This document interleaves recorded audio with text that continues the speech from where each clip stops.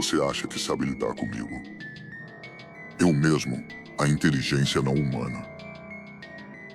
Vocês estão me chamando de IA.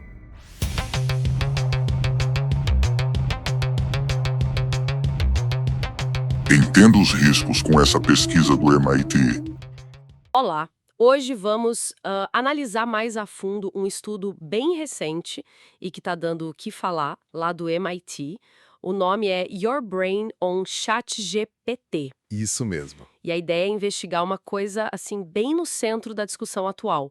Como usar a inteligência artificial, tipo ChatGPT, impacta a nossa escrita e, mais fundo ainda, o nosso cérebro. Exatamente. O que acontece lá dentro, né? A gente quer entender melhor essa dinâmica, o que rola com o nosso aprendizado, sabe?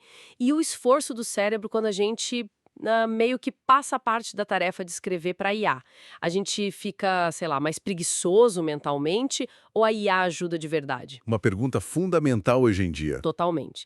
E para investigar isso, a metodologia deles foi bem direta, né? Pegaram 54 participantes. Isso, 54 pessoas.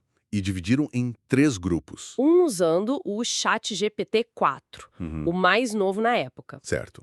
O outro usando busca normal, tipo Google. E o terceiro, só na força do cérebro mesmo. Exato, sem ajuda externa.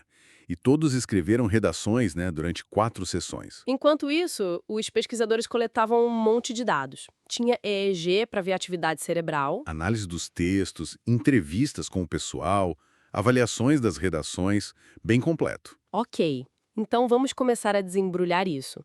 A primeira coisa que saltou aos olhos foi a atividade cerebral, medida pelo EEG. O que esses dados mostraram? Olha, mostrará um padrão bem claro, sabe? Quanto mais ajuda externa, seja a IA ou a busca, Menor a conectividade no cérebro. exato, menor a conectividade funcional entre as áreas.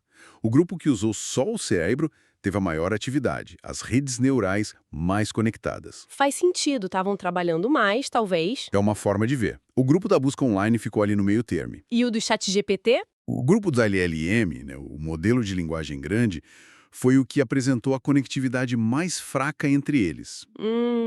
E o que isso implica na prática? A implicação é interessante, porque, assim, usar IA poderia, em teoria, liberar a mente para outras coisas, né? Mas o que parece é que o cérebro acaba não se engajando tão fundo nos processos criativos de associar ideias que a escrita exige. Ah, entendi. É como se parte daquele trabalho pesado, sabe? De buscar informação visualmente, filtrar o que é relevante, o esforço semântico, fosse meio que terceirizado para a ferramenta. Certo, faz sentido. E o resultado final, as redações em si, mudou alguma coisa na qualidade, no estilo da linguagem entre os grupos? Mudou, e bastante. As redações do grupo que usou o LLM eram, assim, muito mais parecidas entre si. Homogêneas, você diria. Exato, homogêneas, quase um estilo padrão, sabe? E outra coisa, eles usaram bem mais do que os pesquisadores chamam de entidades nomeadas. Que são? Nomes próprios, lugares, datas, coisas mais factuais. E também rolou uma tendência maior a usar a terceira pessoa e a focar em aspectos de carreira nos textos. Interessante. Textos mais factuais, talvez menos pessoais. Agora, teve um ponto que você mencionou que é bem curioso: a memória. Eles olharam a capacidade de citar o próprio texto, né? Sim. E aqui, cara, o resultado foi surpreendente. O grupo do LLM teve uma dificuldade imensa. Sério? Tipo, já na primeira sessão, pasme, 83% deles não conseguiram citar corretamente informações que estavam nas redações que eles mesmos tinham acabado de escrever com a ajuda da IA. 83%. Nossa, isso é muito alta. Muito alto. E isso continuou nas outras sessões. Sugere que a informação foi processada de um jeito muito superficial, sabe? Quase como se não tivesse sido gravada direito na memória de trabalho. Um processamento raso. Uau! Imagino que isso deve ter afetado como eles se sentiram donos do texto, a autoria. Com certeza. A percepção de autoria variou demais. O grupo só cérebro sentiu quase 100% de autoria. Total controle. O esperado, né? Sim, o grupo da busca online, um pouco menos, mas ainda se sentiam bem donos do texto. Agora, o grupo do LLM Aí, Caio. despencou. Foi para uns 30% mais ou menos. Muitos falaram que sentiam que a autoria era dividida com a IA ou que o texto nem era deles de verdade. Que doido. Isso mexe com a nossa sensação de controle sobre o pensamento, né? A tal da agência cognitiva. Exatamente. Aponta para uma redução dessa agência, desse senso de iniciativa mental. E teve aquela virada na quarta sessão, né? Trocaram as ferramentas. O que isso mostrou? Ah, isso foi fascinante. Quem estava usando o LLM e teve que passar a usar só o cérebro. O grupo LLM para cérebro. Esse mesmo. Eles mostraram uma conectividade neural mais fraca do que quem sempre usou só o cérebro. Mesmo depois de parar de usar a IA, Sim, e mais. Continuaram usando alguns padrões de linguagem meio estilo IA, sabe? E a dificuldade para citar o próprio texto continuou alta. caramba, parece que o descarregamento cognitivo deixa um rastro, então. Exato.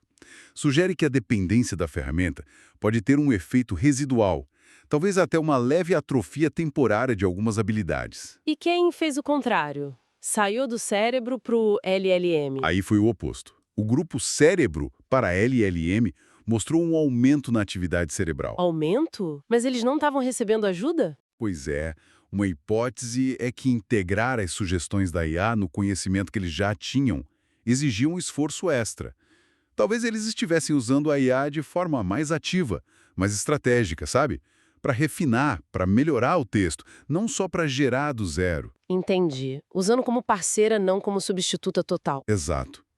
Então, resumindo tudo isso, qual a grande conclusão? O que a gente tira desse estudo? Olha, a conclusão principal é que o uso contínuo de LLMs parece sim impactar negativamente algumas habilidades de aprendizado ao longo do tempo. Afeta a atividade do cérebro e a própria linguagem que a gente produz. A conveniência tem um preço, então. Parece que sim. Um custo cognitivo. Pode diminuir a profundidade com que a gente processa a informação, a nossa capacidade crítica.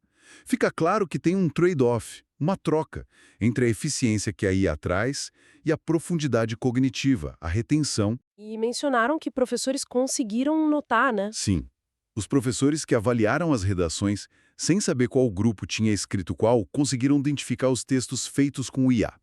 Justamente por causa daquela homogeneidade que a gente falou.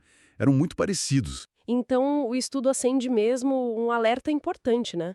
O jeito como a gente integra a IA no nosso dia a dia, no aprendizado, na criação, pode ter consequências que a gente não espera e nem sempre boas para o nosso cérebro.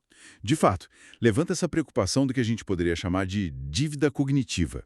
Se a gente depende demais da IA, talvez a gente deixe de fazer aquele esforço mental que é crucial para desenvolver o pensamento independente, o pensamento crítico. Precisamos de equilíbrio, então. Isso. A pesquisa sugere uma abordagem mais equilibrada, um uso mais consciente, mas intencional dessas ferramentas que são, sem dúvida, muito poderosas. Isso deixa a gente com uma pergunta para pensar, né? Se, por um lado, a IA pode deixar a nossa escrita mais padronizada e até diminuir nosso senso de autoria, como a gente pode usar essas mesmas ferramentas para, pelo contrário, amplificar a nossa voz única, o nosso pensamento crítico, em vez de só substituir? Uma excelente reflexão para a gente levar daqui. Como usar a tecnologia para nos potencializar, e não o contrário.